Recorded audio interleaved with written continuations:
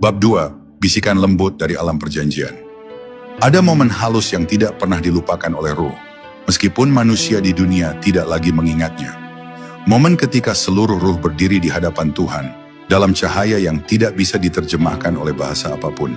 Di sana, tidak ada tubuh, tidak ada batas, hanya kesadaran yang jernih dan tunduk Tuhan, bertanya dengan suara yang begitu lembut, namun memenuhi seluruh alam.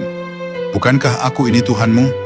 Dan semua ruh menjawab bersama dalam keheningan yang suci. Benar, kami bersaksi.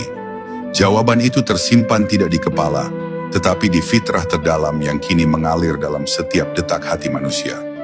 Ketika ruh kembali mengingat perjanjian itu, ia merasakan getaran lembut yang pernah ia dengar dulu, jauh sebelum kelahiran. Getaran itu bukan suara, tetapi panggilan batin yang membuat hati manusia sering tiba-tiba gelisah tanpa alasan, rindu tanpa tujuan, atau mencari sesuatu yang tidak pernah ia temukan di dunia.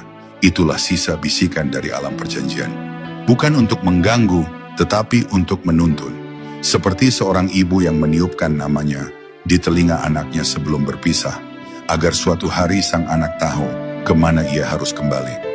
Ruh kemudian melihat bagaimana perjanjian itu diam-diam bekerja di sepanjang hidup manusia. Ia hadir dalam bentuk nurani yang halus, membuat manusia merasa tidak tenang ketika berbuat salah, meski tidak ada satupun mata yang melihat ia hadir dalam bentuk ketenangan mendalam. Ketika manusia memilih kebaikan, meski kebaikan itu kecil dan tidak dihargai siapapun, dan ia hadir dalam bentuk air mata yang jatuh tiba-tiba. Ketika hati sedang rapuh dan tiba-tiba merasakan kedekatan dengan sesuatu yang sangat lembut, namun sulit dijelaskan. Semua itu adalah bukti bahwa perjanjian itu masih hidup, meski terlupakan oleh pikiran dunia. Namun ruh juga mengerti bahwa dunia sering membuat perjanjian itu tertutup. Kesibukan, ambisi, harapan yang tak berujung, dan luka masa lalu membuat manusia semakin jauh dari suara lembut tersebut. Tetapi perjanjian itu tidak pernah hilang.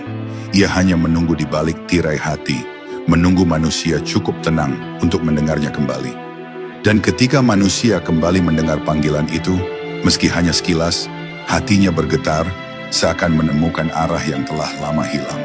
Pada saat ruh mengingat perjanjian itu sepenuhnya, ia merasakan cahaya halus menyelimuti dirinya dari dalam. Cahaya yang pernah menyinari dirinya sebelum ia turun ke dunia. Cahaya yang membuatnya yakin bahwa ia tidak pernah berjalan sendirian. Dalam cahaya itu ruh mengerti sesuatu yang sangat dalam, bahwa ia datang ke dunia dengan janji, dan seluruh perjalanan hidupnya adalah usaha perlahan untuk menepati janji tersebut.